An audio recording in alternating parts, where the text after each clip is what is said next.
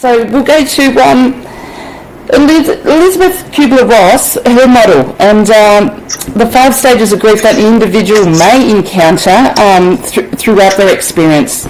Susie, can you explain to us the stages of that an individual will experience, perhaps maybe consecutively? It doesn't have to be consecutively, and obviously there's no timeline or calendar for particular people. They may experience it within weeks or months or within years.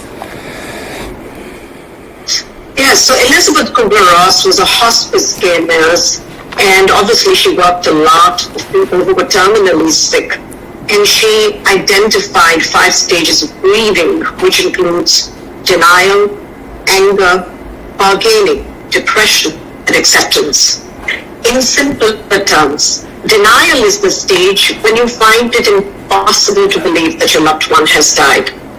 You may remain in a state of shock for days and simply go numb to avoid feeling all of those feelings which bereavement will bring up.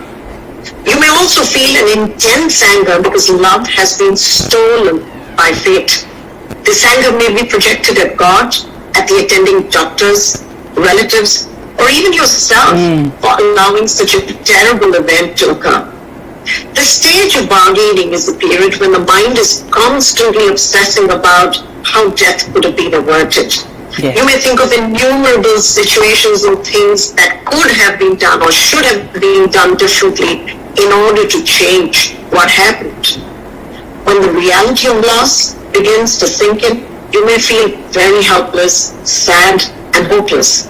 This is the stage of depression.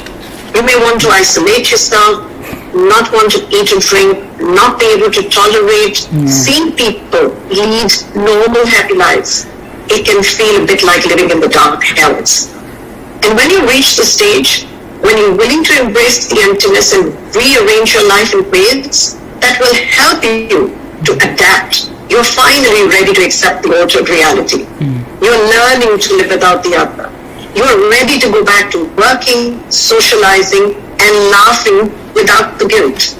Appetite and sleep improve, and a new normal begins to emerge with new routines and a new concept of your reformed self-identity minus that person. And like you just mentioned, any of these stages can occur before or later. There's no sequential or linear order to them, or they might collapse over one another and happen simultaneously. That's a lot going on all at once, isn't it? Yes, simultaneously, wow. I love the piece that you said that anger can also be yourself, and part of that grieving process, I guess, coming out the other side is being able to not be harsh on yourself. That whole concept of being kind to yourself as you go through this process, knowing that these things are a natural process. There's a lot of questions that just never have answers to them, or it feels like they never have answers to them, and allowing yourself to go through that process and experience the process and not bury the pain and the grief. So yeah, it's nice to see there's so much that's going on all at once. Like you said, it's not just one thing, it's many layers of things that are going on all at the same time.